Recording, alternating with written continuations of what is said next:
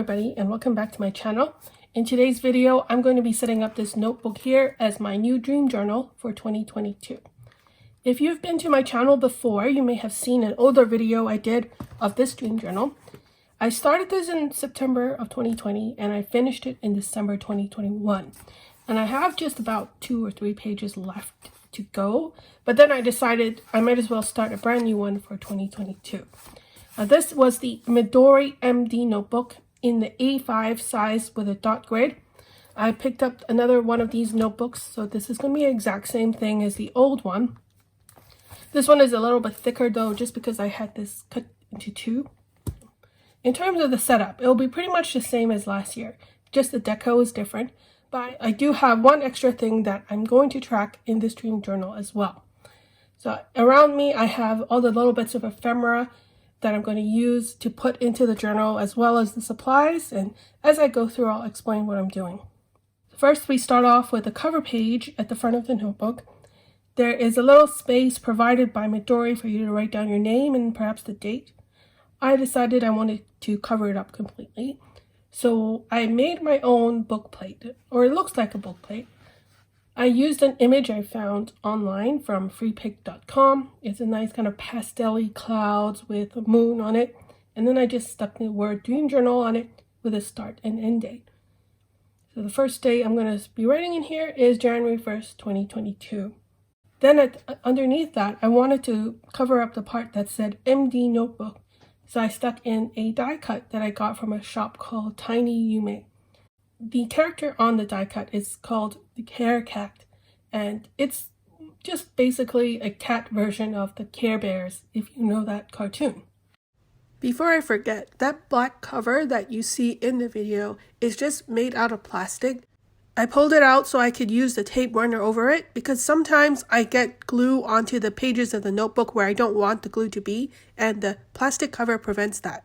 The first page of a lot of notebooks never flip over properly because of the way that they glue the page to the cover, and so I decided to do as I always do and glue down the first page onto the end paper so that I wouldn't have to deal with it. In these next 2 pages, I am gluing down onto the journal 2 year-at-a-glance calendars for the years 2022 and 2023. I use these calendars just to track when I have had a dream. I expect this journal to last me most of 2022 and maybe even 2023, so that's why I put down 2 years just in case. Now, I was about to glue the 2022 calendar down before I realized I forgot I wanted to add some decoration to the side of the page. The decoration is some washi tape. It's from Simply Gilded. It has this blue and purple watercolor effect with a grayish silver gunmetal bow on the side, and I thought it would look really good in this journal. The calendars are something that I made in Microsoft Excel, and once you have the format down, you just kind of have to update it for every new year. I should have printed it out a little bit smaller so that I could have more space around it to decorate. Now on the other side of the page, I applied the washi tape, same as before, but this time I kind of messed up. The washi tape is very wonky and wrinkly, and I couldn't tear it off at the bottom, but I decided to leave it there anyway. The next thing I'm doing is I'm taking a Crayola Super Tip in this purple color to highlight over the months of the year at a glance. I did it for the first year, but then I forgot to do it for the second year, and so I did that first before pasting it into my journal.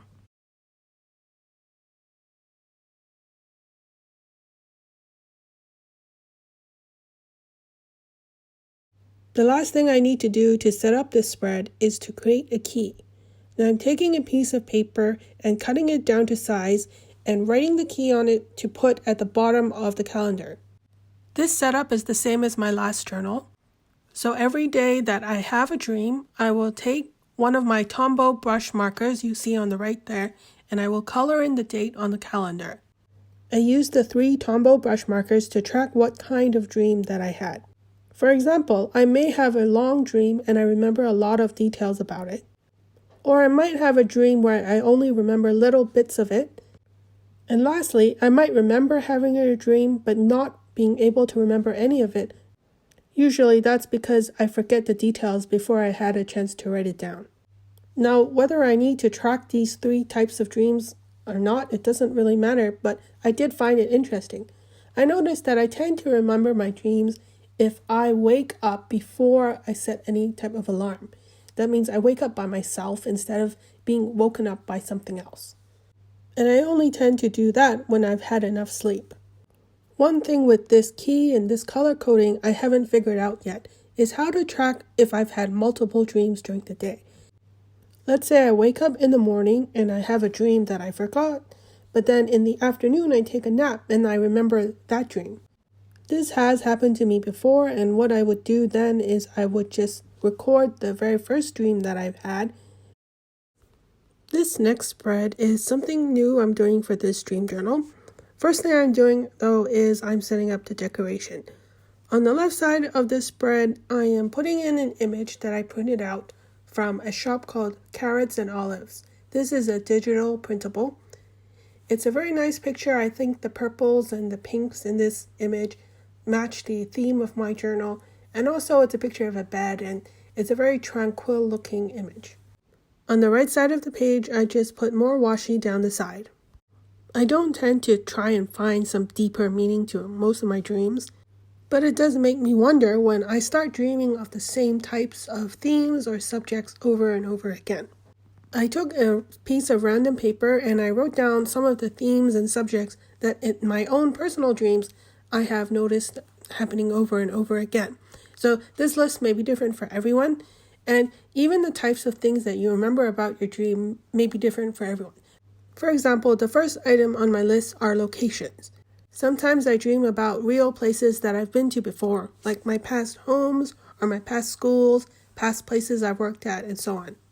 In my dreams, I've also dreamt of the same location that's not real, it's really fictional and made up in my head, but I've been there and visited that place in my dreams multiple times. Sometimes it's not just a building or a house, it's an entire neighborhood, or world even. And I always wonder in the newer dreams whether I expand on that world or that neighborhood more than I have before. And so for this spread, I will pretty much just copy down what I wrote on that piece of paper, but I will add some more details like personal people and places that I don't really want to share on the internet. Now we get to the last spread in my dream journal. This is related to my last spread about the themes.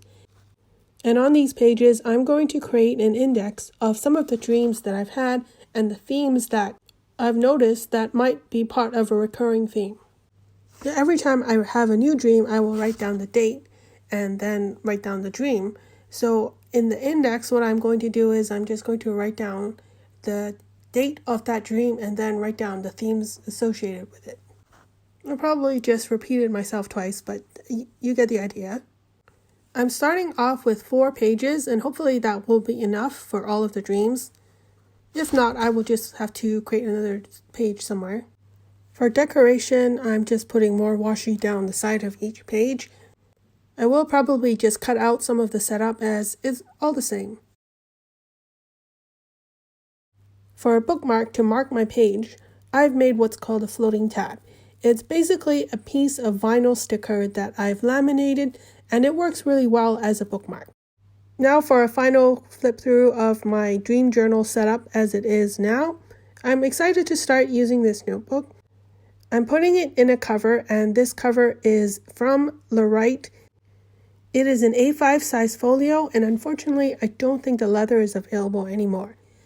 Well, thank you very much for watching, and I will see you in my next video. Bye.